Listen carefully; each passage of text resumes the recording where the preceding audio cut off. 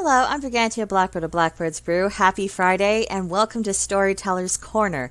This week we are looking at Enchanted April. Enchanted April is both a novel and film. It's one of my personal favorite springtime movies that highlights the process and the power of personal transformation and healing. I always watch this movie at least once at this time of year.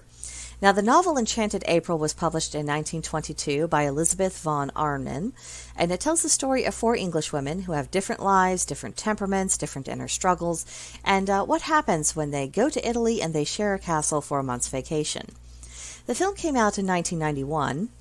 It was directed by Mike Newell. It was filmed on location at Castello Brown in Portofino, Italy, which just so happens to be a place that the author actually visited in the 1920s. In the movie, this castle is called San Salvatore, and it's beautiful. It is classic Italian design, has a touch of the rustic, and the gardens surrounding it are absolutely divine. It's worth watching just for the beauty of the gardens, to tell you the truth. Now, the main character is called Lottie Wilkins, and she's portrayed by Josie Lawrence. Alfred Molina plays her character's husband, who's called Mellersh Wilkins. Then we have Miranda Richardson, who played Rose Arbuthnot, who's married to a Frederick Arbuthnot, who also writes under the pseudonym Gerald Arundel, and this character is played by Jim Broadbent.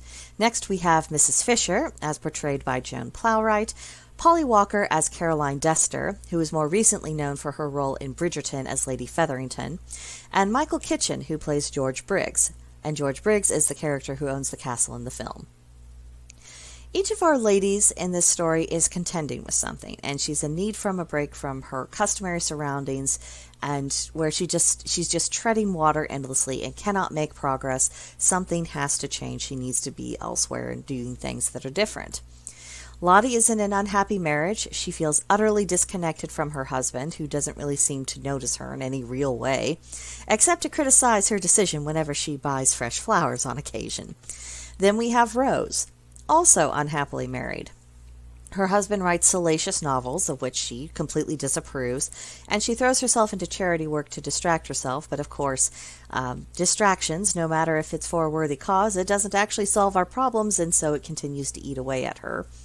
Mrs. Fisher is a well-to-do elderly lady who has had many a famous friend, especially in literary circles, but she's outlived most of them. She's a widow. She's disenchanted with the world, and she spends much of her time just reflecting on the past. She's not actively engaged in the present. Then we have Lady Caroline. She's in her early 20s, constantly pestered by young men in society who don't look beyond her pretty face. She feels empty, and if we're going to be blunt about this, she is absolutely flirting with having a nervous breakdown.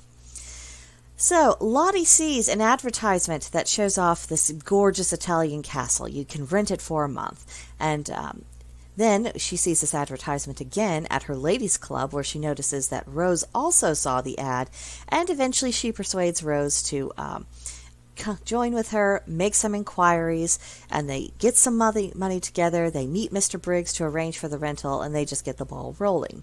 That's when they seek out the company of two other ladies to join them on the trip, so they can make the trip more affordable, because then you'll have four people dividing the expenses of the castle instead of just two. And that's how they met Mrs. Fisher and Lady Caroline. So all the ladies get to San Salvatore, and one by one they just get swept away by this atmosphere. And it isn't just the beauty of the place, it's a more spiritual component that's just there, quietly there.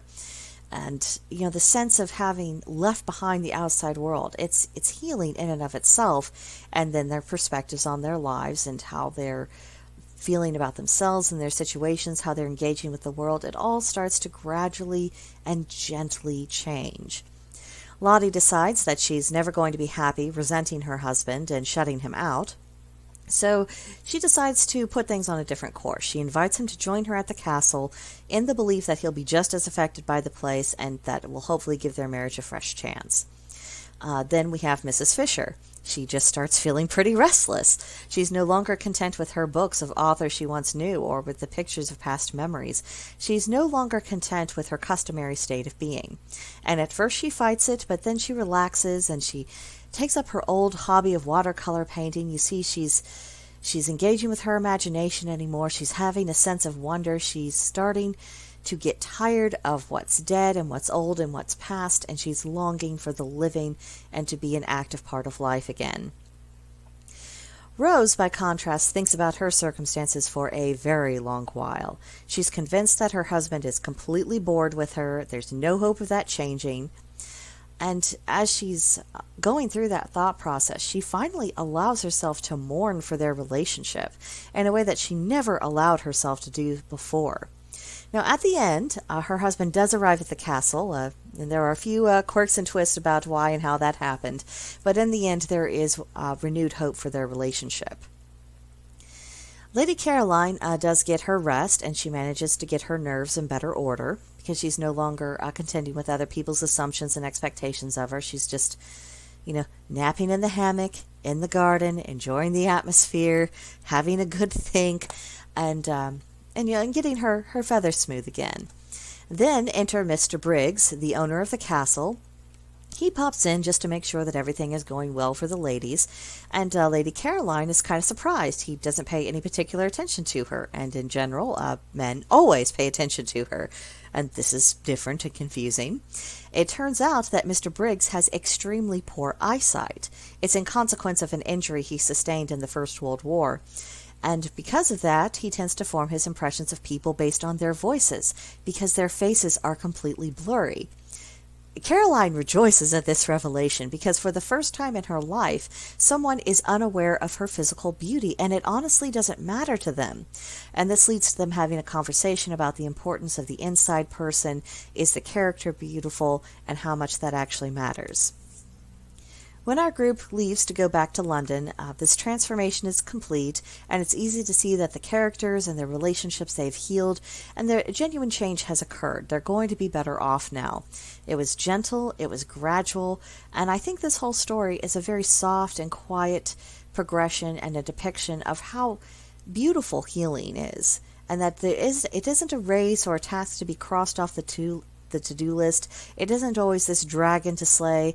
There are ways to visit the things that hurt you without being overwhelmed, and it's a way to do it in which there can be genuine release, and to where you can get out of the rut that you've been stagnating in and move into a different place and be able to move forward in your life in a happier and a more contented way.